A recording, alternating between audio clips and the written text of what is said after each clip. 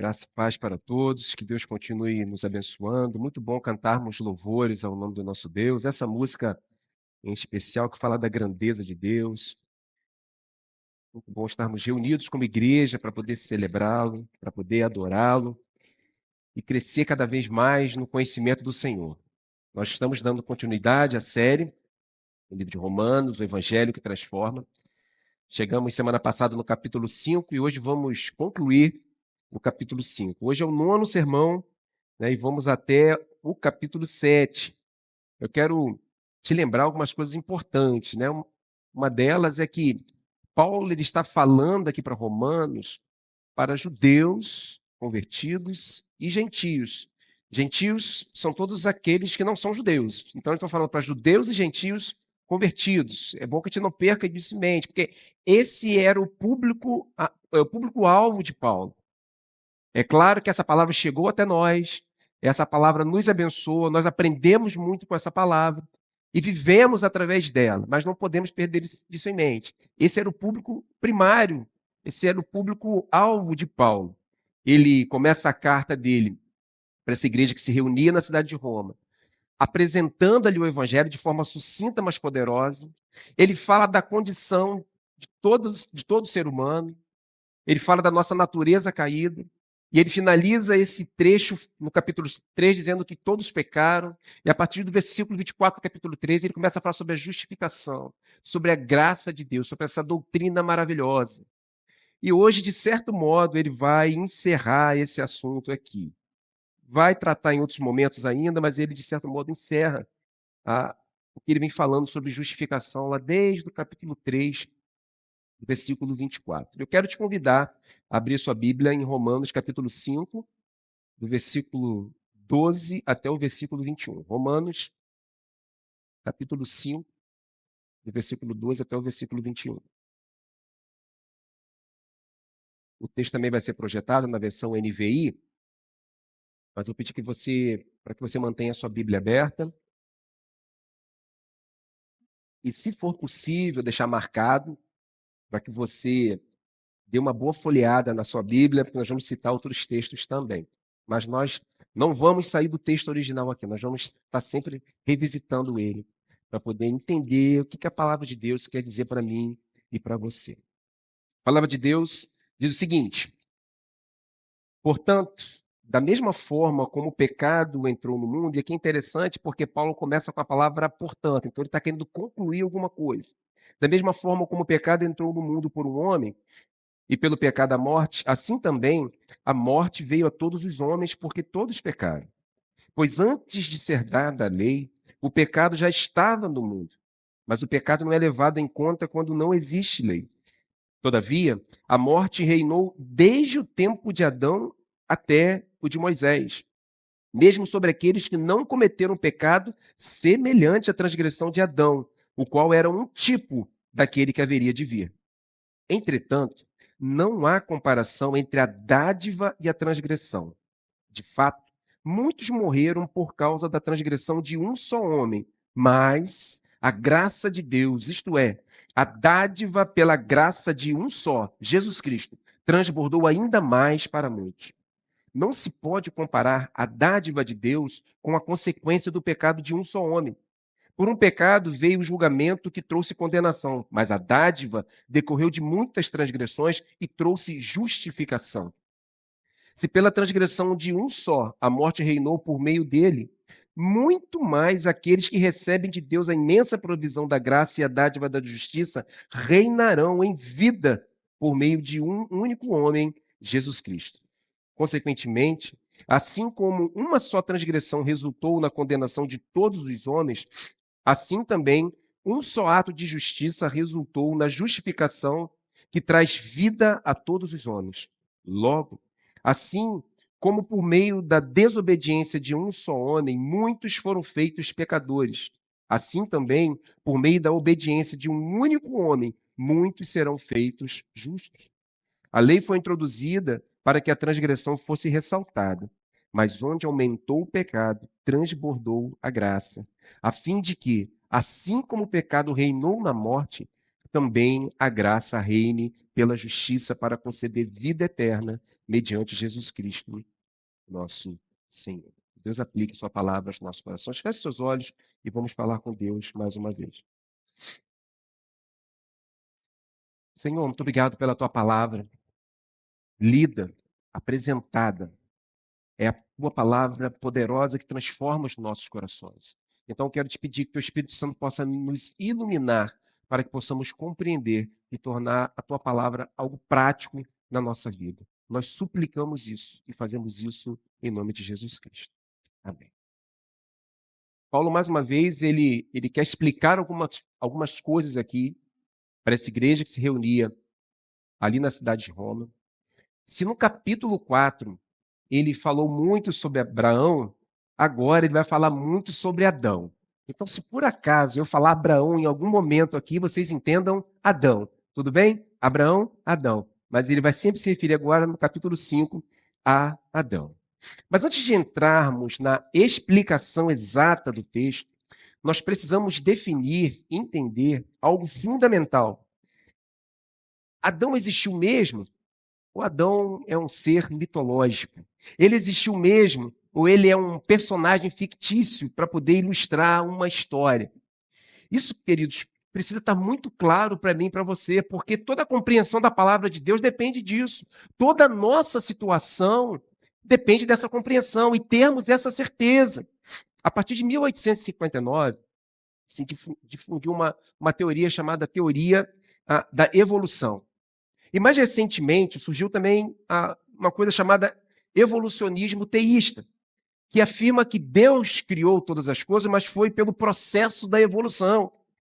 Todos esses pensamentos, eles têm como objetivo, todos esses e tantos outros, eles têm como objetivo desacreditar o fato de que Deus criou todas as coisas, o fato de que Deus criou o homem, Deus criou Adão e Eva. Queridos, se nós não tivermos a convicção de fato de que Adão foi criado por Deus, como a Bíblia ela nos retrata, como ela nos diz, a nossa fé ela não faz nenhum sentido.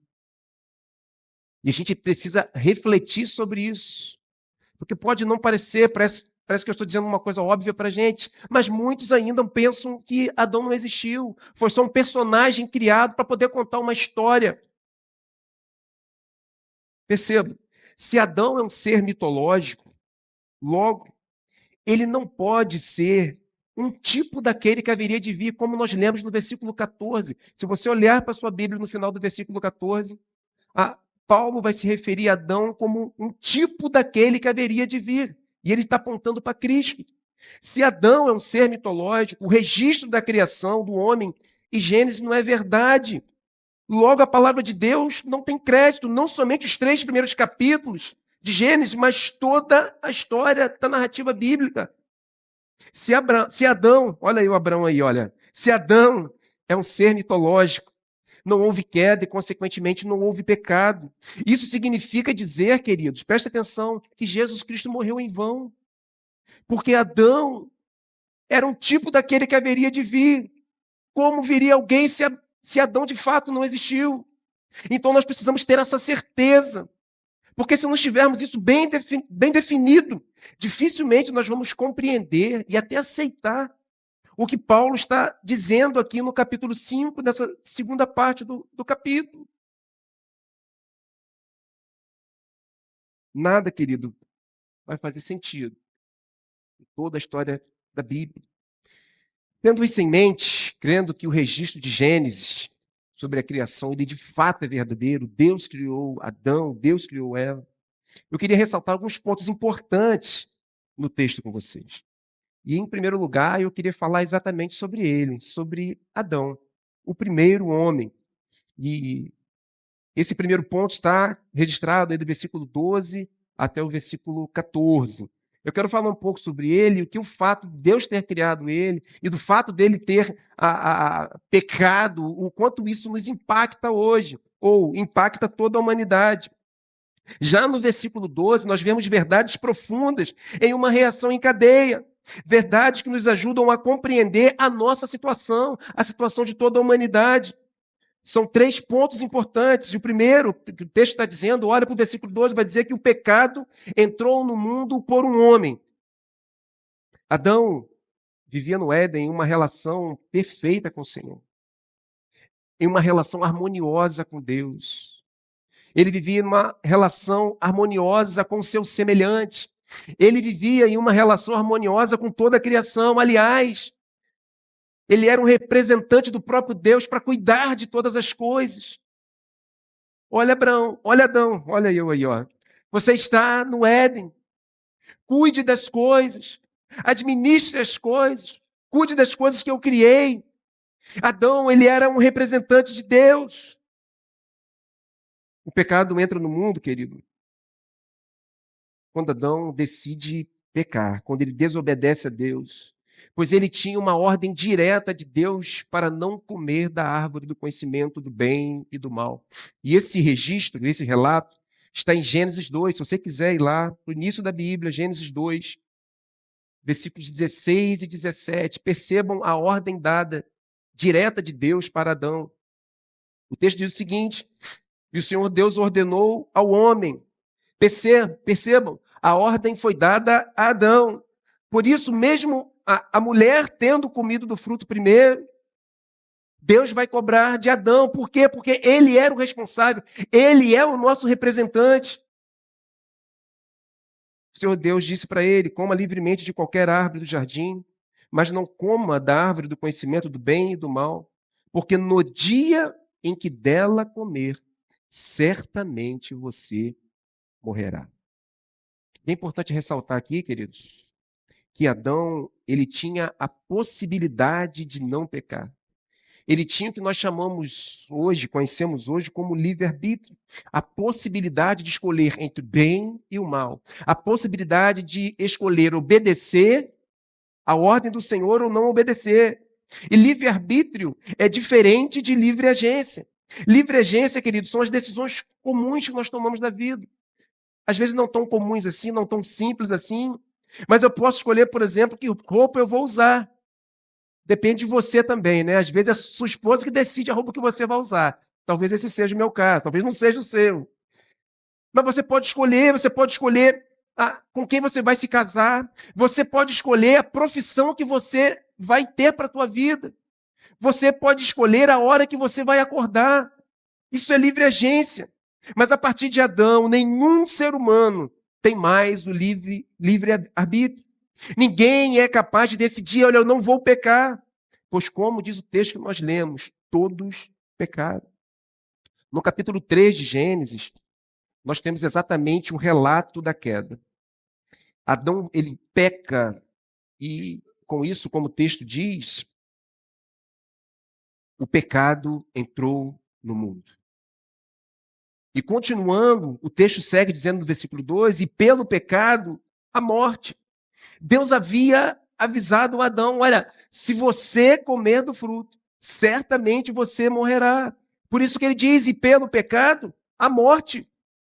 E existem 3 tipos de morte. E todas elas, queridos, são consequências do pecado, são consequências da queda. Por causa de Adão, aquele que nos representava. O primeiro é a morte física. Todos nós vamos passar por ela, a não ser aqueles que estarão vivos quando Jesus voltar. Quando Deus dá sentença, quando o homem peca e Deus vem ao encontro dele e questiona ele, ele dá algumas sentenças, primeiro para a serpente, depois ele dá sentença para a mulher, e depois ele dá a sentença para o homem. E no final da sentença que ele dá para o homem, ele vai dizer: porque você é pó e ao pó você voltará. É a morte física. Mas essa morte não é o fim. Tem também, queridos, a morte espiritual. Todos nós, por causa disso, nascemos separados de Deus. Essa é a morte espiritual. Nós nascemos em estado de separação total com o nosso Deus. Mas essa condição pode ser alterada, pode ser mudada por aquilo que Cristo fez. E tem a morte eterna, que é a separação em definitivo, a separação para sempre do nosso Criador. E o texto continua dizendo que assim também a morte veio a todos os homens. Eu ainda estou no versículo 12. A morte veio a todos os homens porque todos pecaram. Porque todos pecaram. O tempo verbal aqui, desse verbo, aponta para uma única ação passada. Todos pecaram por causa de uma única ação passada. O que Paulo está dizendo aqui é que toda a raça humana pecou em um único ato, de um único homem. Se não crermos nisso, queridos, se não crermos no relato da criação, jamais vamos poder compreender essa verdade.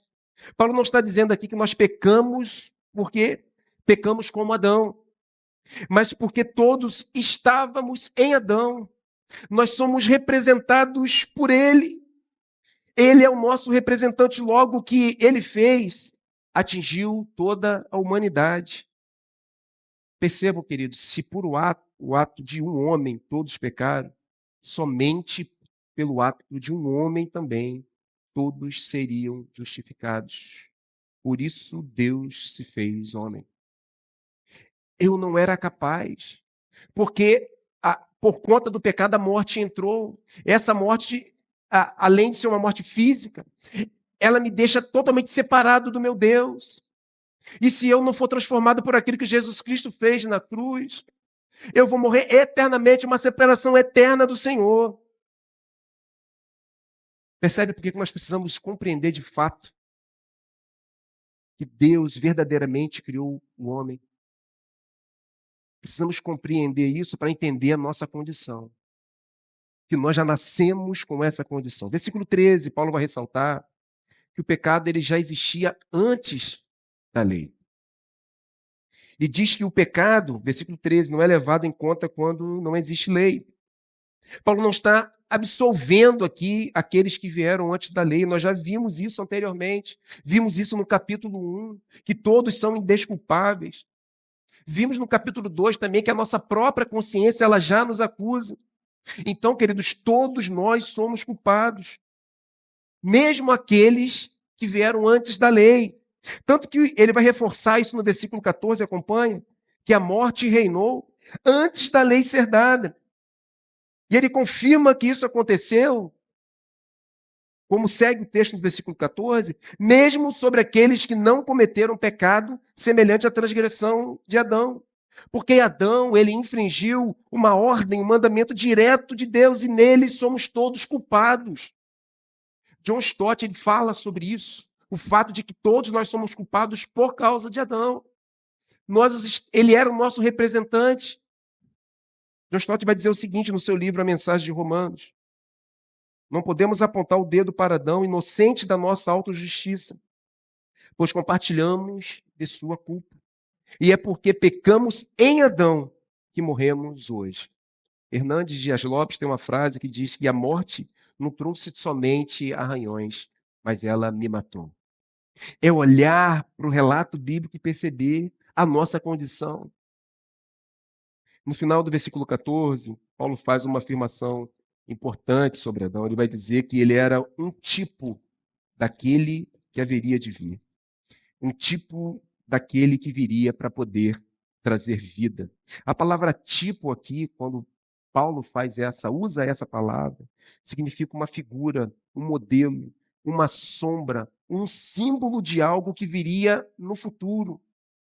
Adão estava exatamente apontando para Cristo, e ele era apenas uma sombra daquele que haveria de vir.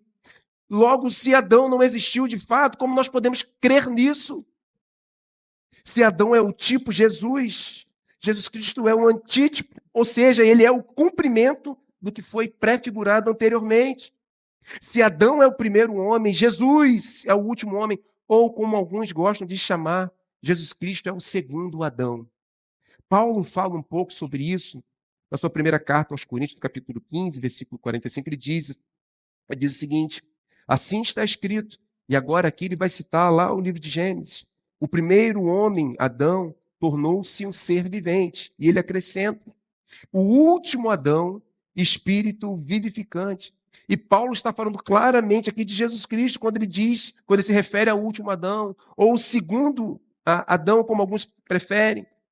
E a partir de agora, queridos, Paulo ele vai fazer um jogo de comparações, um jogo de contrastes entre o primeiro homem, Adão, e o segundo homem, Jesus.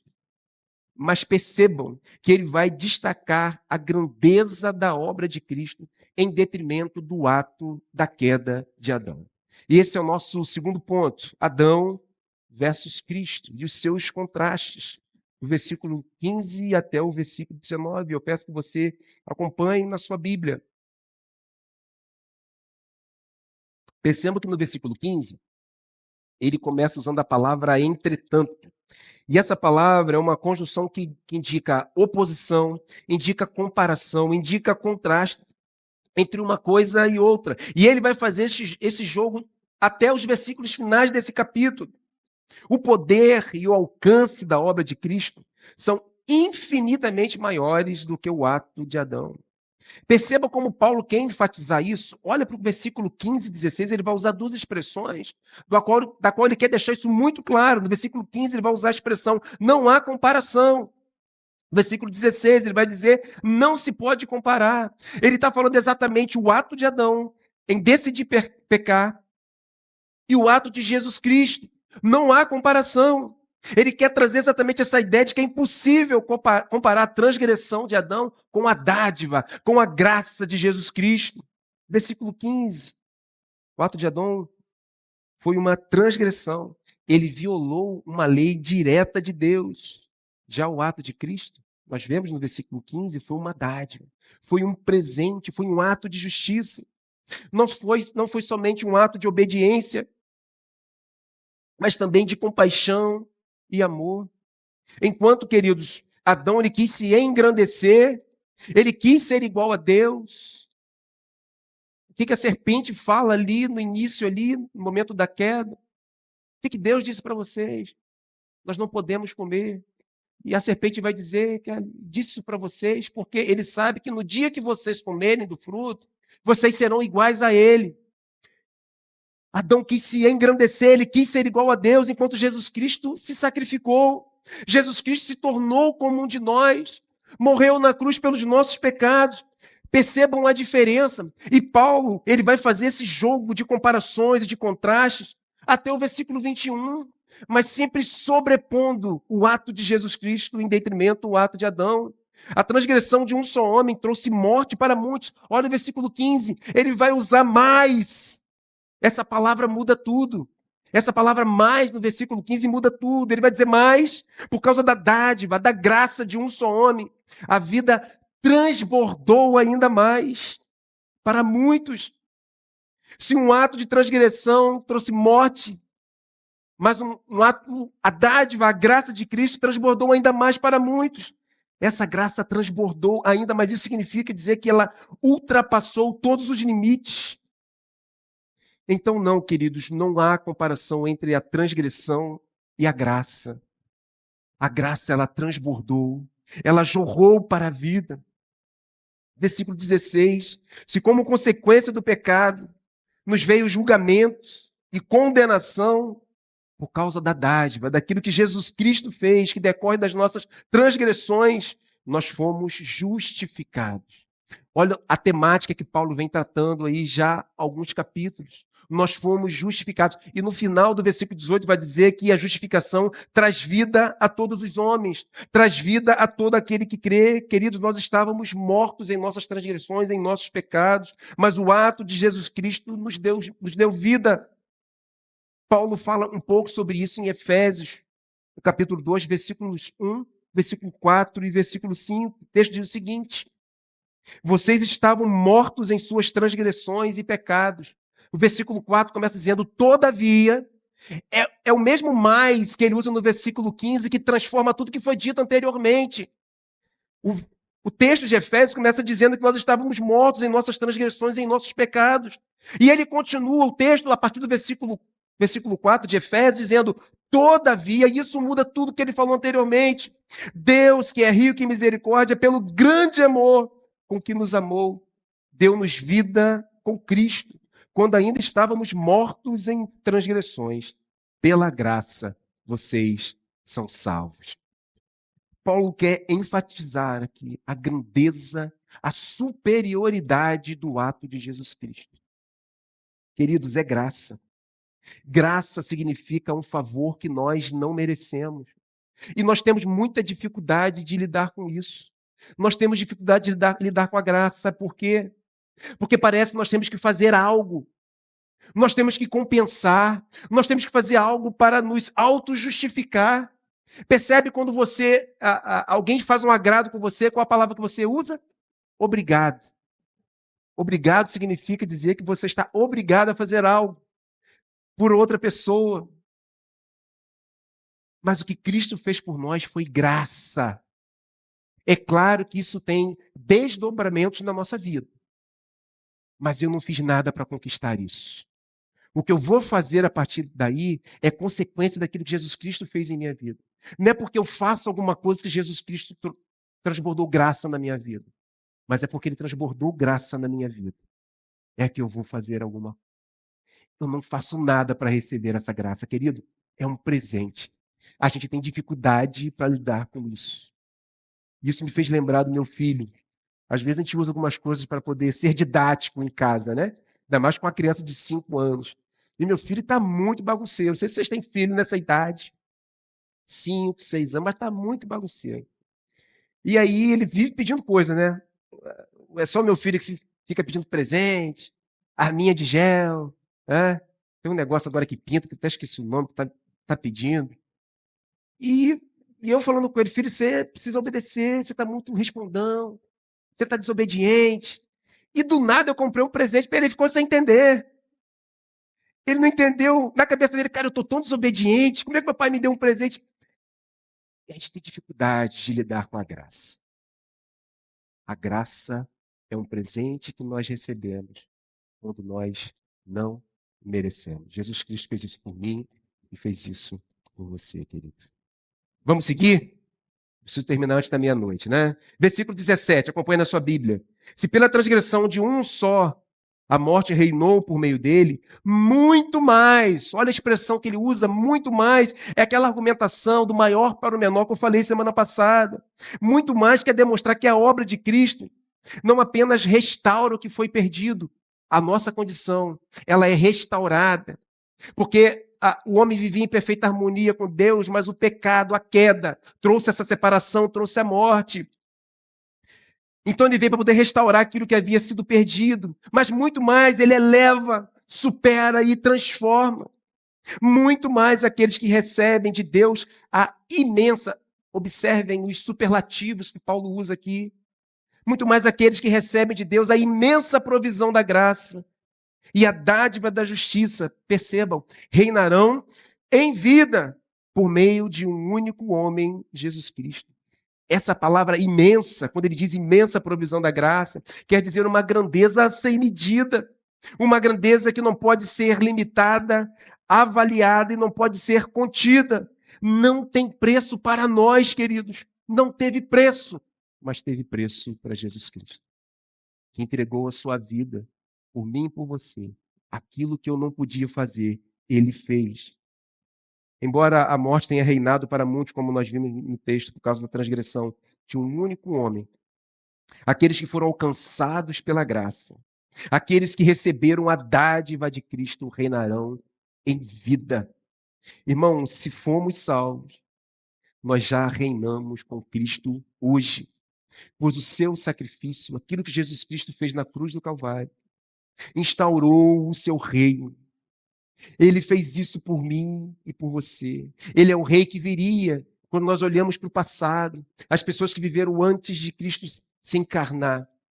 Ele é o rei que veio, viveu uma vida perfeita, morreu pelos nossos pecados e ressuscitou ao terceiro dia, mas ele também é o rei que voltará para poder consumar todas as coisas e restaurar todas as coisas. Por isso, como Paulo disse semana passada, no sermão de semana passada, nós nos gloriamos na esperança da glória de Deus. E como eu disse, que essa esperança não é uma esperança de que algo pode vir a acontecer, talvez aconteça, embora eu esteja acreditando que o Fluminense pode ser campeão da Copa de Clubes aí. Mas não é algo que eu acho que vai acontecer. O Flávio tocou nesse assunto há pouco no louvor, mas é uma certeza, nós nos gloriamos na esperança da glória de Deus. Nós já reinamos, queridos, com Cristo hoje e vamos reinar com Ele eternamente. Versículo 18, Paulo começa com a palavra consequentemente. Ele está apresentando aqui, queridos, um resultado lógico ou uma consequência direta de algo que foi dito anteriormente, usado para ligar uma causa ao seu efeito. E qual é o efeito direto que Paulo apresenta aqui por causa do ato de um único homem? Qual é esse efeito por causa do ato que Jesus Cristo fez? O efeito é a justificação. E como diz o texto no versículo 18, traz vida a todos os homens. Queridos, o próprio Jesus Cristo falou sobre isso. Se você abrir sua Bíblia em João 10, versículo 10, você vai perceber que o próprio Jesus disse que veio trazer vida.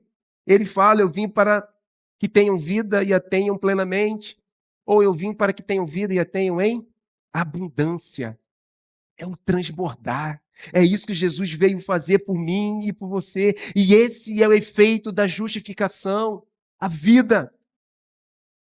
Isso quer dizer, querido, que não estamos mais espiritualmente mortos.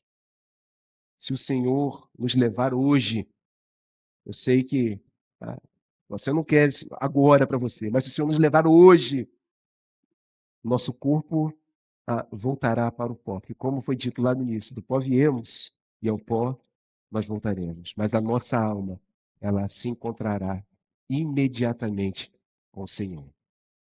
Isso me faz lembrar do episódio de Jesus Cristo na cruz, quando ele estava no meio e tinha ao seu lado dois ladrões. Jesus era o inocente ali. E ele estava ali para que nós pudéssemos ser justificados pelo seu ato na cruz. Mas tinham duas pessoas que mereciam estar ali, dois malfeitores, duas pessoas mais, que tiveram crimes bárbaros, porque a morte de cruz, queridos, era a pior morte da época. Então, se você estava sendo colocado na cruz, era porque você tinha feito barbaridades. E do lado dele tinham duas pessoas culpadas. Um começou a zombar dele: se tu és o filho de Deus, desce. Não vê sua situação, salva você e salva nós. E nos salva. E o que estava do outro lado de Jesus disse: olha, você só está falando besteira. Como você nessa situação pode dizer uma coisa dessa? E ele então vira para Jesus e fala: mestre, lembra-te de mim quando entrares no teu reino. Jesus vira para ele e diz o seguinte: ainda hoje estarás comigo no paraíso. Queridos, se o Senhor nos levar hoje, nós já nos encontraremos com Ele. Por isso ele conclui a ideia no versículo 19, dizendo: logo, assim como por meio da desobediência de um só homem, muitos foram feitos pecadores, assim também por meio da obediência de um único homem, muitos serão feitos justos. Queridos, se o primeiro Adão foi desobediente, o segundo Adão, Jesus Cristo, como diz Paulo em Filipenses, foi obediente até a morte e morte de cruz. Você é capaz de ser obediente? Você é capaz de decidir agora, assim, a partir de hoje, a partir desse momento, eu nunca mais vou pecar? Você é capaz de dizer isso e cumprir a sua promessa? É capaz da gente falar isso, dobrar a esquina ali e já cometer o primeiro pecado. Porque lembre-se, pecado não é só aquilo que eu cometo, mas é aquilo que eu penso. Você é capaz de sair daqui dizendo: daqui em diante eu nunca mais peco? Isso é possível? Não é possível, querido. Só Jesus Cristo foi capaz de fazer isso. Só Jesus Cristo. Percebam, porque pelo ato de um homem, o pecado entrou no mundo. E somente pelo ato de um homem nós poderíamos ser justificados. Isso demonstra o quanto o pecado nos afetou, queridos. Lembrando Hernandes Dias Lopes, o pecado, ele nos matou. Mas pelo que Jesus Cristo fez, em obediência, compaixão e amor por mim e por você, nós fomos justificados. Eu sei que já está sendo apresentado para vocês, eu queria que vocês percebessem ao longo dos textos, dos versículos que nós estamos falando aqui, a comparação em cada texto, em cada versículo, e o contraste, e a forma como Paulo ele exalta o ato de Jesus Cristo na cruz do Calvário. No versículo 15, nós vemos um contraste entre transgressão e dádiva. E Paulo vai brincando com isso ao longo do texto. Muitos morreram por causa da transgressão, mas a dádiva, a graça, transbordou ainda mais para muitos. No versículo 16, as palavras de comparação e de contraste é entre condenação e justificação. O pecado, ele trouxe condenação, mas a dádiva, a graça, trouxe justificação. No versículo 17, se pela transgressão de um homem a morte reinou, aqueles que receberam a imensa provisão da graça, a dádiva da justiça, por um único homem, Jesus Cristo, reinarão em vida. No versículo 18, ele torna a falar sobre condenação e justificação. Versículo 19, o contraste está em desobediência e obediência. Se a desobediência de um homem nos torna pecadores, a obediência também de um único homem, Jesus Cristo, nos torna justos. Versículo 20, aonde abundou o pecado, superabundou a graça para todo aquele que crê naquilo que Jesus Cristo fez. Versículo 21, se o pecado reinou na morte, a graça, ela concede vida eterna. Esses são os contrastes que nós vimos ao longo do texto que nós lemos. Com o ato de Adão, queridos, todos nós já nascemos devedores. Já nascemos com a nossa conta negativa, já nascemos devendo, mas o ato de Cristo, um único ato, pagou a nossa dívida e por causa disso nós fomos justificados e temos vida eterna. Ser justificado, querido, não é um ato meu e um ato seu, é um ato de Jesus Cristo na cruz, no Calvário. É o fato de Deus olhar para você e ver um justo, não por aquilo que você é capaz de fazer, porque nós não somos, mas pelo que Jesus Cristo fez. E isso é imputado a todo aquele que crê nele. Não é apenas crer que Jesus Cristo existiu, ele foi uma boa pessoa, mas crer de verdade no seu sacrifício, naquilo que só ele poderia fazer por mim e por você. Ele pagou a nossa dívida. E esse é um ato jurídico, não tem volta. Ele pagou de uma vez por todas. Paulo retrata isso em Colossenses 2, versículos 13 e 14.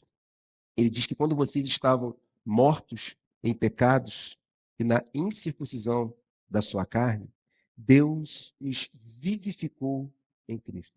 Percebam qual era o nosso estado. Ele apresenta o nosso estado no início, mas vai dizer que Deus nos vivificou com Cristo, ou seja, pelo ato do que Cristo fez. O texto segue dizendo que ele nos perdoou todas as transgressões e percebam, e cancelou a escrita de dívida que consistia em ordenanças e que nos era contrária. No final diz que ele a removeu, pregando-a, cravando-a na cruz do Calvário. Queridos, foi isso que Jesus Cristo fez por mim e por você. Nós nascemos devedores, nós nascemos com uma dívida, mas pelo que ele fez, ele quitou o nosso débito, ele pagou a nossa dívida. E isso nos leva ao nosso último ponto, nosso terceiro ponto, que é o triunfo da graça sobre o pecado. Versículos 20 e 21. Havia um provérbio antigo no judaísmo que dizia o seguinte: quanto mais Torá, mais vida. Torá são os 5 primeiros livros da Bíblia, que nós conhecemos como Pentateuco. Mas esse provérbio não deveria ser assim. Esse provérbio deveria dizer: quanto mais Torá, mais eu reconheço a minha condição de pecador. É isso que deveria significar. O que os judeus, queridos, eles não entendiam é que a lei, como diz o versículo 20, acompanha por favor, ela ressaltava ainda mais as nossas transgressões, os nossos pecados. A lei foi dada para que pudéssemos perceber que nós somos incapazes de cumpri-la. E era exatamente isso que deveria acontecer. Conhecer a lei era a oportunidade de perceber a sua incapacidade de cumpri-la. Era a oportunidade de crer naquele que viria, aquele que iria esmagar a cabeça da serpente e derrotar a morte de maneira definitiva. Ele pregou os nossos pecados na cruz. Por isso que Jesus Cristo fez por mim e por você. Por isso ele segue dizendo no versículo 20, que onde aumentou o pecado, transbordou a graça. Ou talvez em algumas outras versões, aonde abundou o pecado, superabundou a graça. Porque o que Cristo fez supera e em muito o ato de Adão em pecar. Embora nós estivéssemos representados nele, o ato de Jesus transforma isso. E nos traz vida e, como diz, e traz vida em abundância. Quem nos representa? Por quem nós somos representados? Pelo primeiro homem, que através da transgressão do pecado trouxe queda para toda a humanidade, ou nós somos representados pelo segundo Adão, aquele que pagou a nossa dívida, fez o que nós éramos incapazes de fazer. Quem nos representa, queridos? E a finalidade, ele vai fechar aí no versículo 21, a fim de que, assim como o pecado reinou na morte, também a graça reine pela justiça. Percebam? Para conceder vida eterna mediante Jesus Cristo, nosso Senhor. Qual o objetivo? Qual é o propósito de Cristo ter morrido na cruz, por mim e por você? Conceder vida eterna. Isso significa dizer que nós não morreremos eternamente se crermos verdadeiramente em Jesus Cristo. E esse é o sentido da vida. Crer em Jesus Cristo e ter a nossa vida transbordada da sua graça, do seu amor e da vida eterna. Eu quero chamar a banda à frente e nós já vamos concluir.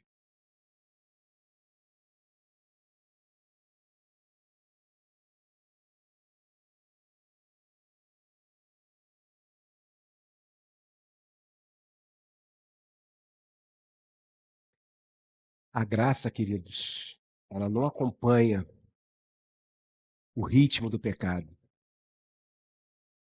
Eles não estão no mesmo patamar. A graça, na realidade, ela superabundou. Ela se sobrepõe, ela transborda e ela supera em muito o pecado na grande obra salvadora, redentora de Jesus Cristo. Volte seus olhos para o versículo 12 que nós lemos.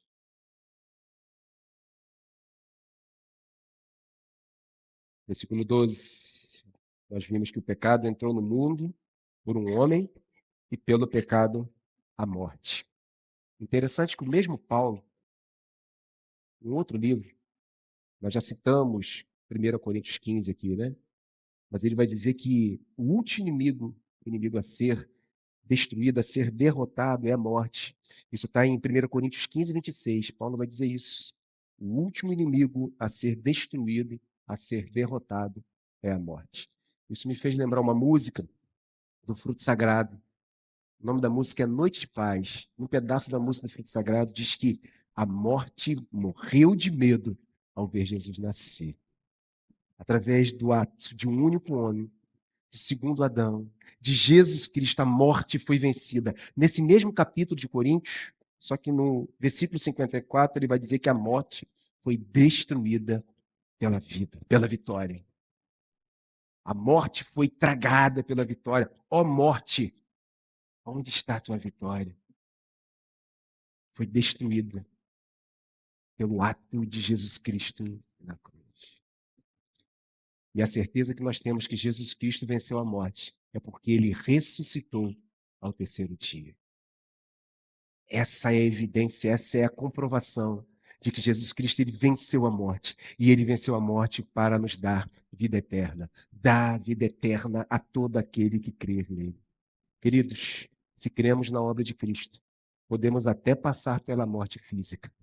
Nós podemos até morrer, mas jamais morreremos eternamente. Se você foi salvo por essa graça, se você foi alcançado por ela, glorifique a Deus por isso. Seja grato a Deus, porque aquilo que você era incapaz de fazer, Jesus Cristo fez por você. Isso é graça, isso é um presente no qual nós não fazemos nada para merecer.